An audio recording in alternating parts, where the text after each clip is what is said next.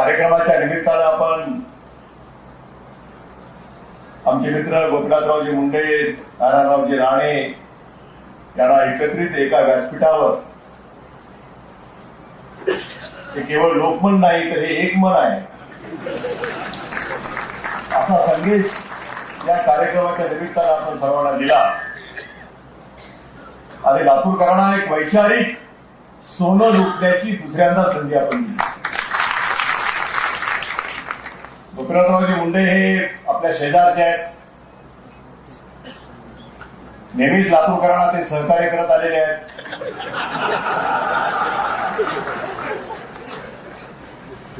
आणि त्याला पण आपलं सहकार्य नेहमी मिळत गेलं, म्हणून त्यांनी सांगितलं की मी 5 वेळा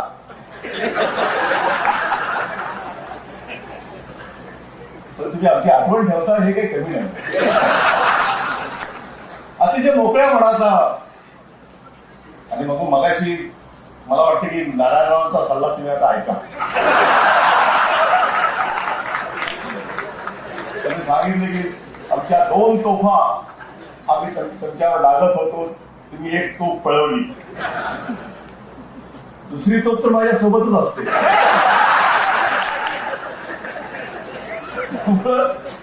पळवण्याचा काही विषयच नाही आहे. परंतु तुम्हाला नारायणरावांनी दिलेला मनापासूनचा सल्ला आज जरी तुम्हाला अडचणीचा वाटत असेल तरी भविष्यामध्ये तो फार उपयोगाचा आहे. एवढा एक मित्र म्हणून मी या निमित्तानं तुम्हाला सांगू इच्छितो. लोकमन हे एका मोठ्या संघर्षातनं, मोठ्या अडचणीतनं या लातूर शहरामध्ये त्याने आपला आगळा वेगळा ठसा जनमानसावर उमटवलेला. ज्या अपेक्षा नारायणरावजी तुम्ही भाषणामध्ये व्यक्त केल्या की पत्रकारिता कशी असावी, त्या दिशेनं चालण्याचा एक छोटासा प्रयत्न लोकमननी आपल्या आयुष्यभरामध्ये केलेला.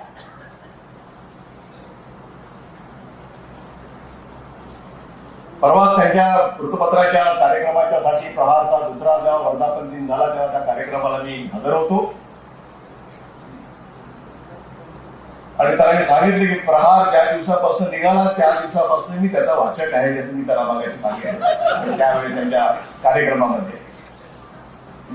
खरं म्हणजे अनेकांना असा प्रश्न पडतो, ते म्हणाले की आम्ही राजकारणात आहोत, आम्हाला काही वेळा पेपर काढावा लागतो. आणि ती गोष्ट खरी आहे. ज्याला दररोज सामना करावा लागतो त्याला प्रहाराशिवाय दुसरा पर्याय काय?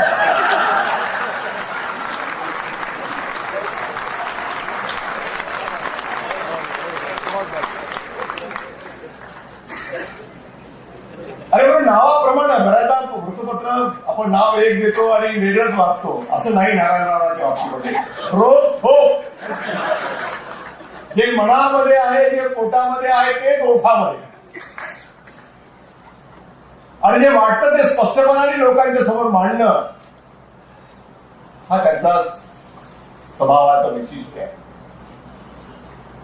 तर मी मुख्यमंत्री असताना विरोधी पक्षाचे नेते होते. गोपीनाथराव मुंडे भारतीय जनता पार्टीच्या गटाचे नेते होते. त्यामुळे या 2 जबरदस्त तोफा माझ्या समोर असताना त्याचा सामना मला कसा करावा लागला आहे याची मला पूर्णपणाची जाणीव आहे. विरोधी पक्ष नेते म्हणून नारायणराव राणेंनी केलेली विशेषतः अर्थसंकल्पावरची भाषणं अनेकांना आश्चर्य वाटेल की फार विद्यापीठाच्या पदव्याच्या आणि किंवा अर्थशास्त्राच्या भानगडीत न पडता एक विरोधी पक्षाचा नेता अभ्यासपूर्ण नेमकं काय बोललं पाहिजे, कसं अंकुश ठेवलं पाहिजे सरकारवर, या संदर्भामधली माहिती घेऊन जी भाषणं त्यांनी सभागृहामध्ये केलेली आहेत, तर म्हणजे त्याचं जेवढं आपल्याला कौतुक करता येईल तेवढं केलं पाहिजे. जबरदस्त सभागृहामध्ये. आणि माझ्या पहिल्या वेळा जेव्हा मुख्यमंत्री झालो त्यावेळेला काय काय अडचणी निर्माण झाल्या, सरकार राहतं का जातं अशी अवस्था अनेक वेळा निर्माण करण्याचं काम. कारण गोपीनाथराव मुंडेंच्या मनामध्ये माझ्याबद्दल सहानुभूती असायची. म्हणजे ते आम्हाला कळवायचे की काय काय चालू आहे.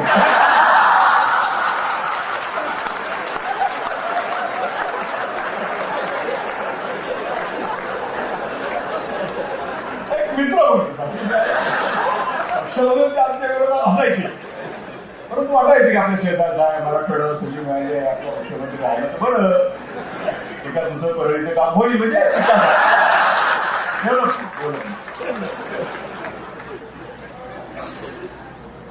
त्यामुळे आम्हाला सुद्धा आमची गणितं वेळोवेळी बदलावी लागली. तुमचं आता मी कधी बाहेर कधी बोललो नाही, पण काही काही वेळा आता मोकळपणाने बोललं पाहिजे का नाही, काही व्यासपीठावर आपण आहोत, मनात काही ठेवणं बरोबर नाहीये. म्हणून त्या त्या वेळी जे तुम्ही आम्हाला मदत केली त्याबद्दल तेव्हा तरी आभार तुमचे मान्य पाहिजे. अरे बरोबर, विधानसभेमधला माझा त्या काळातला अनुभव एकनाथरावजी मुंडे यांची भाषणं, कारण त्यांच्यावर अनेक लोक म्हणायचे की तुम्ही सगळ्यावर टीका इतक्या जोरात घरी टीका करता, मुख्यमंत्र्यावर तुम्ही काय बोलत नाही. त्याला कधी कधी वाटायचे की तरी बोललो पाहिजे, म्हणून त्यांचा सकाळी मला फोन यायचा.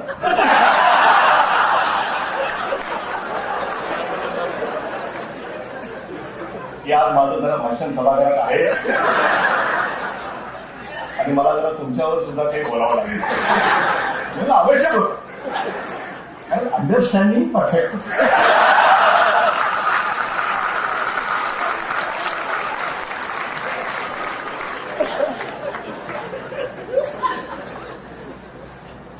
आणि मग जोरदार ते आमच्यावर पण टीका टिप्पणी करायचे. मी मात्र हसत हसत त्याला उत्तर देतो, कारण मला माहित होतं की काही वेळा काही रोल राजकारणामध्ये करावे लागतात आणि ते पद्धतशीरपणाने करावे लागतात. आणि मला आनंद वाटतो की आज आमच्या भागातला पहिल्यांदा निवडून गेलेला खासदार आज लोकसभेमध्ये उपनेता होतो, हे हा मोठा सन्मान आहे.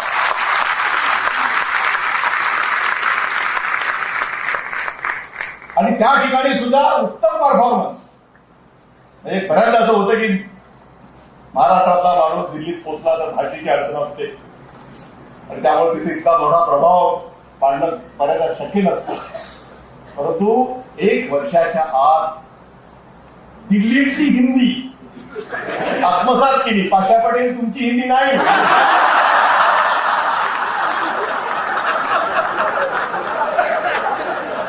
भागते भागते गया भक्कन पड्या.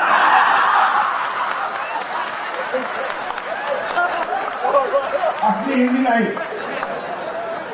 दिल्ली की उत्तर भाग, मध्य प्रदेश, राजस्थान या प्रांतातले लोक ज्या पद्धतीची हिंदी बोलतात, अशा पद्धतीची हिंदी आत्मसात करून आणि अतिशय प्रभावीपणाने सरकारच्या धोरणावर प्रहार करण्याचं काम आज लोकसभेमध्ये ते करत आहेत. आणि कमी वेळामध्ये त्यांनी आपली जागा लोकसभेमध्ये आता त्यांनी पक्की करून ठेवली. त्यामुळे आता परत येण्याचा प्रसंग नाही. तर आपल्याला जर राष्ट्रीय पातळीवर लोक पाहिजेत आणि काही काही लोकांना एका विशिष्ट भूमिकेमध्येच आनंद असतो आणि त्याचा प्रभाव आहे असतो. म्हणून विरोधी पक्ष म्हणून तुम्ही केलेली भाषणं, तुमचा परफॉर्मन्स हा आमच्या कायम लक्षात राहण्यासारखा आहे. आणि हीच भूमिका तुम्ही लोकसभेमध्ये अशीच उत्तम पद्धतीने पार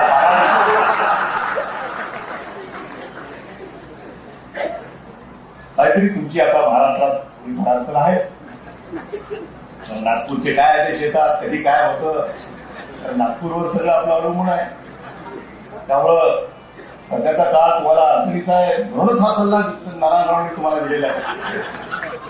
पण मला असं वाटतं की शेवटी माणसं कोण्या विचाराला बांधलेली आहेत, तो विचार पक्का मनामध्ये घेऊन काम करणं.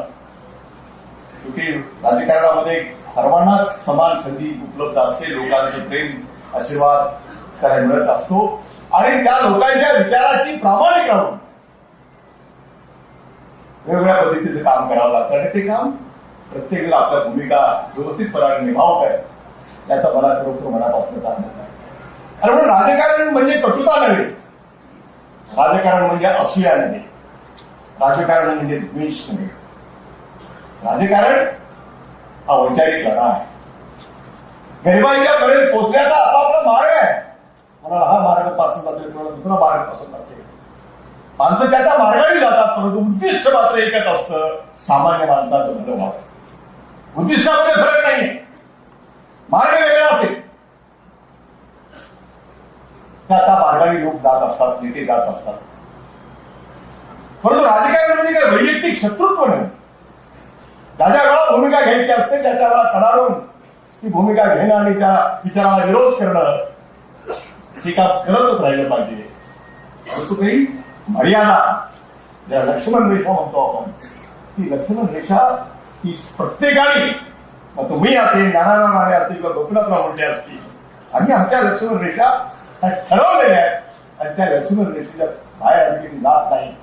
त्याचा अर्थ आम्ही एकमेकाला कायमच शत्रुत्वाच्या भावनेनं किंवा एकमेकाच्या वैयक्तिक उणीधुणी काढण्यावरच आमचा भर राहील असं नव्हे. निखळ मैत्री ही काही राजकारणात असते की नाही. आणि म्हणून निखळ मैत्रीमधूनच आम्हाला एक नवीन महाराष्ट्राच्या संस्कृतीला साजेस एक वेगळं राजकारण पुढे आणावं लागेल की त्याच्यामध्ये एकमेकाच्या बद्दल प्रेम असेल, आदर असेल, सन्मान असेल. परंतु एकमेकाचे विचार मात्र राजकीय पक्ष म्हणून ते भिन्न असतील. त्या मर्यादा सांभाळण्याचं काम या महाराष्ट्रामध्ये गोपीनाथरावजी मुंडे तुम्ही अतिशय उत्तम पद्धतीने केलेलं आहे. हे जर मी जाहीरपणानं लातूरकरांना जर सांगितलं, त्यांना माहितीच आहे, परंतु पुन्हा एकदा जर 3 लोकांनी सांगितलं तर ते चुकीचं करणार नाही आहे. आणि म्हणून खरं म्हणजे हा एक अतिशय सुंदर योग आमच्या धुरकुलटेजींनी आजच्या कार्यक्रमाच्या निमित्तानं आणला. आणि त्याने मुद्दाम या ठिकाणी मुंडे साहेब तुम्हाला एवढ्यासाठीच बोलवलं की तुमचा जावाई कसा आता मजबूतीने उभा आहे, तुमच्याकडनं काही अपेक्षा करण्यासाठी नाही, पण किमान सासऱ्याला कळलं पाहिजे की आपला जावाई चांगल्या घरात तर गेलेलाच आहे, परंतु बिघडला नाही, योग्य मार्गावर आहे, योग्य दिशेने पुढे चाललेला आहे, हे तुम्हाला समजावं एवढ्यासाठी. आणि आणखी कुणी काही गावामध्ये काही मुली असतील तर लागू करायच्यासाठी तुमची जावाई सुरक्षित असतात हा संदेश या कार्यक्रमाच्या निमित्तानं त्यांनी दिलेला आहे. वृत्तपत्राच्या बाबतीमध्ये नारायणराव राणेंनी जे बोललं ते खरं म्हणजे हल्लीच्या काळामध्ये मोठं कठीणच काम आहे. मगाशी मी त्यांच्या सभेत बोललो आणि ते अनेकदा मी लोकांच्या समोर सांगितलेलं आहे की पूर्वीच्या काळामध्ये वृत्तपत्रामध्ये नाव आपले छापून येणं, फोटो छापून येणं म्हणजे थोडा आनंद वाटायचा. ते पेपर आम्ही कधी खाली ठेवतच नव्हतो. आणि काळ बदललाय. आम्ही राजकारणाच्या लोकांना तर पेपरमध्ये काही दिवशी नाव नाही आलं तर आपण सुटलो अशी भावना आता वाढीस लागलेली आहे. इतकं परिवर्तन आता या वृत्तपत्राच्या क्षेत्रामध्ये निर्माण झालेलं आहे. आणि म्हणून आणि स्पर्धा आहे, जीवघेणी स्पर्धा आहे. त्या स्पर्धेमध्ये एक टिकलं पाहिजे आणि त्या स्पर्धेमध्ये एवढंच आम्हाला विनंती करायची की किमान त्या स्पर्धेमध्ये आम्ही टिकलो पाहिजे, तेवढं तरी किमान तारतम्य काही प्रमाणामध्ये बाळगण्याची आवश्यकता आहे. तर तुमच्या स्पर्धेमध्ये आम्ही स्पर्धेतनं बाद होणार नाही याची ते किमान काळजी या क्षेत्राने घेण्याची आवश्यकता आहे. असं जर मी म्हटलं तर ते अन्यायाचं होणार नाही आहे. आणि म्हणून या सगळ्याच बाबतीतला जेव्हा आम्ही एकत्रितपणाने विचार करतो तेव्हा त्याच्यात एक चांगलं निर्माण व्हावं. लातूर हे प्रगती पथावर असणारं आमचं हे शहर आहे. एकेका वेगवेगळ्या दिशेनं या शहराची प्रगती झपाट्याने होते आहे. आज लातूर हे पूर्वीच्या काळामध्ये नकाशावर शोधावं लागायचं. आज ठळकपणाने देशाच्या नकाशावर लातूर आपल्याला लोकांच्या समोर आणता आलं. त्याच्यामध्ये पत्रकारितेचा सुद्धा फार मोठा वाटा आहे. तुम्ही सर्वांनी या दिशेनं लातूरला मोठं करण्याच्यासाठी अनेक वेळा लातूरचे प्रश्न असतील, लातूरच्या समस्या असतील त्या मांडण्याचा तुम्ही प्रयत्न केला आणि त्याच्यातनं ही लातूर एका वेगळ्या पद्धतीने मग शिक्षणाच्या क्षेत्रात असेल, सहकाराच्या क्षेत्रामध्ये असेल, उद्योगाच्या क्षेत्रामध्ये असेल, या प्रत्येक क्षेत्रामध्ये एक एक पाऊल टाकत लातूर पुढे निघालेला आहे. आणि म्हणून तो एक आनंद या कार्यक्रमाच्या निमित्तानं आपण सगळे मिळून एकत्रितपणानं साजरा करत आहोत. आणि म्हणून आज मला खरोखर अतिशय मनापासून आनंद आहे की 25 वर्ष तुम्ही पूर्ण केले. एक मोठा टप्पा आयुष्याचा तुम्ही गाठलेला आहे. आता तुम्ही 25 वर्षाचे झालेले आहात, परंतु तारुण्यात तुम्ही पदार्पण केलेलं आहे. 25 वर्ष आयुष्यातले हे फार महत्वाचे असतात. हा मोठा टप्पा आहे. आता इथून पुढे आपल्याला अशाच पद्धतीने पुढची वाटचाल करायची आहे आणि ती वाटचाल आपली योग्य दिशेने व्हावी यासाठी गोपीनाथराव मुंडे आपले महत्वाचे कार्यक्रम उशीर होतो तरी टाळून केवळ तुमच्यावरचं प्रेम या पत्रकारितेवरचं त्यांचं प्रेम म्हणून ते आज आपल्यामध्ये उपस्थित आहेत. नारायणराव राणे हे आपले सगळे कामं सोडून आज आपल्या इथं लातूरमध्ये आलेले आहेत. आम्हाला सर्वांना आनंद आहे कारण आपण सगळे आलात. मी तर होस्ट आहे, मी काय पाहुणा नाही आहे, मी होस्ट आहे, यजमान आहे आणि म्हणून पाहुण्यांचं स्वागत करणं हे माझं काम आहे. तुम्ही सगळे एवढे मोठे आमदार, एवढी मोठी गर्दी की ते घरकुंड्याला माहिती आहे ही झाली सगळी गर्दी जमवण्याची किमया गोपीनाथरावजी तुमच्यामध्ये आणि नारायणराव राणे हे त्यांना माहिती आहे आणि म्हणून लोक मोठ्या उत्साहाला आले. हा कार्यक्रम सभागृहाच्या बाहेर ठेवायची इच्छा होती आमची. तर तुमची फटकेबाजी आणि तुमची सटकार चौकार या 4 भिंतीमध्ये कसं काय लावू शकतात? हे तर अगदी बाहेर दूरपर्यंत जाण्याची ताकद ती तुमच्यामध्ये आहे. परंतु आजचे तुमचे सगळे चौकार सत्कार हे प्रेमाचे होते, ते आपुलकीचे होते आणि म्हणून आम्ही कुणीही झेल मिळत असताना सुद्धा आधी ती झेल सोडून दिली. कारण झेल आम्ही घेतले असते तर मग मला आऊट व्हावं लागला. कारण तुम्ही सांगितले की मी आऊट झालेले नाहीये, मी फक्त रिटायर झालोय परंतु टायर झालो नाही. म्हणून तुम्ही प्रेमानं आम्हा सर्वांना पुढे बोलण्याची संधी आपण प्राप्त करून दिली. मी मनापासून पुन्हा एकदा धन्यवाद देईन घरेकोंडेजीला की आपण या कार्यक्रम आता या पुढे कुठल्याही वृत्तपत्राला एखादा कार्यक्रम करायचा असेल तर मोठी अडचण निर्माण केली तुम्ही. आता लोक म्हणतील की आता ह्याच्या वरच गेलं पाहिजे, ह्याच्यावर काही महाराष्ट्रात काही त्यामुळं पुढे अडचणच केली आहे तुम्ही. आता पुढच्या भविष्यामध्ये ज्याचे 25 पूर्ण होतील आता त्यांच्यासोबत प्रश्न आहे की आता कुणाला बोलवायचं.